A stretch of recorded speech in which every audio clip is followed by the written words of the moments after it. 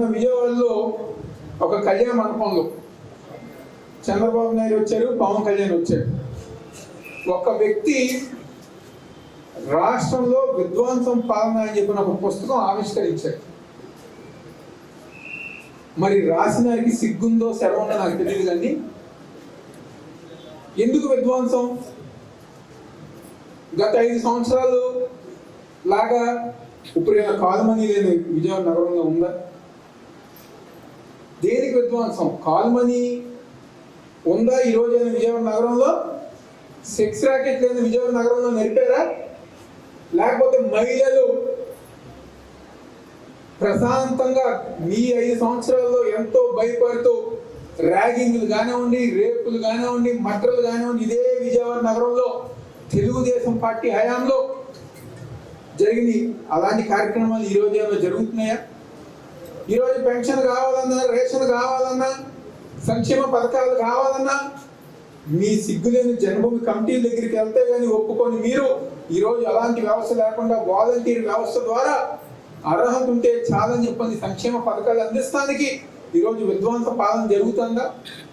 ఎందుకు విధ్వంస పాలన జరుగుతానని చెప్పని ఆ రాసిన బుద్ధి లేని వారికి నిన్న వచ్చిన వాళ్ళందరూ సమాధానం చెప్పాలి.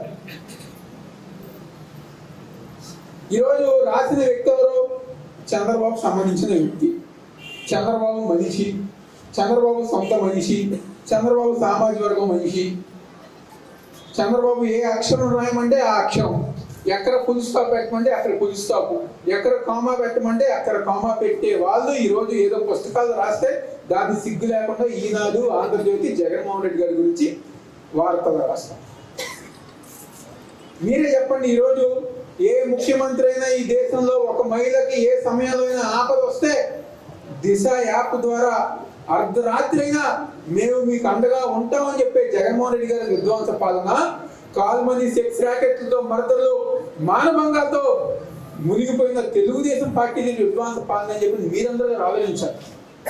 మన బిడ్డ మన కోసం సంక్షేమ కార్యక్రమాలు, అభివృద్ధి కార్యక్రమాలు చేస్తున్న జగన్మోహన్ రెడ్డి గారి విధ్వంస పాలన ఈరోజు రైతు రుణమాఫీ అని, డ్వాక్రా రుణమాఫీ అని చెప్పని మోసం చేసి 5 సంవత్సరాలు తండ్రి కొడుకులు సింగపూర్ అని, దావోస్ అని చెప్పని తిరిగిన చంద్రబాబు నాయుడు విధ్వంస పాలన అని చెప్పని మీరు చెప్పాలి. ఈరోజు ఎవరో కొంతమంది అనామకులు, సిగ్గులేని వ్యక్తులు చంద్రబాబు తొత్తులు, దద్దమ్మలు పుస్తకాలు రాస్తే జగన్మోహన్ రెడ్డి గారికి ఏమవదు. జగన్మోహన్ రెడ్డి గారి వెనకమాల కోట్లాది మంది మహిళలు పెద్దలు ఉన్నంత వరకు ఎంతమంది వచ్చినా జగన్మోహన్ రెడ్డి వెంట్రుక గారు పేకలేని విషయం మీరు అందరూ గుర్తుంచుకోండి. అంటే నువ్వు రాసిన పుస్తకం మీ ఇంట్లో వాళ్ళు కొంటారు లేదో డౌట్. ఆ అబ్బాయి రాసిన పుస్తకం జగన్మోహన్ రెడ్డి గారి సంక్షేమ కార్యక్రమాలు తెలుసుకున్నారు, ఇంట్లో మహిళలు గారు కొనరు. ఆ విధంగా ఈరోజు జగన్మోహన్ రెడ్డి గారి పరిపాలన ఉంది. ఈరోజు ఈనాడు కానివ్వండి ఒకటే ఎజెండా, జగన్మోహన్ రెడ్డి గారి మీద బురద చల్లాలి. ఎందుకు బురద చల్లాలి?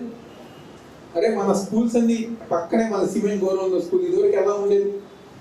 ఈరోజు ఎంత పెద్ద బిల్డింగ్ కట్టాం, హై స్కూల్ చేసి మీలో చాలా మంది పిల్లలు అక్కడ చదువుకుంటున్నారు కదా, చాలా మందికి స్కూల్ పుస్తకాలు ఇచ్చారు కదా, చాలా మందికి స్కూల్ బట్టలు ఇచ్చారు కదా, స్కూల్ బ్యాగ్ ఇచ్చారు కదా, మధ్యాహ్నం భోజనం పెడుతున్నారు కదా. ఎందుకు? పిల్లలైనా ఓటు వేస్తారని చెప్పి పెడుతున్నారా జగన్మోహన్ రెడ్డి గారు? బిల్డింగ్ ఎందుకు కట్టారు? పిల్లలైనా ఓటు వేస్తారని చెప్పి జగన్మోహన్ రెడ్డి గారు బిల్డింగ్ కట్టారా? 8వ తరగతి చదివే పిల్లలకి ట్యాబ్లు అందజేసి ఇంగ్లీష్ మీడియం చెప్పి ఎందుకు? పిల్లలైనా ఓటు వేస్తారని చెప్పి చెప్పారా?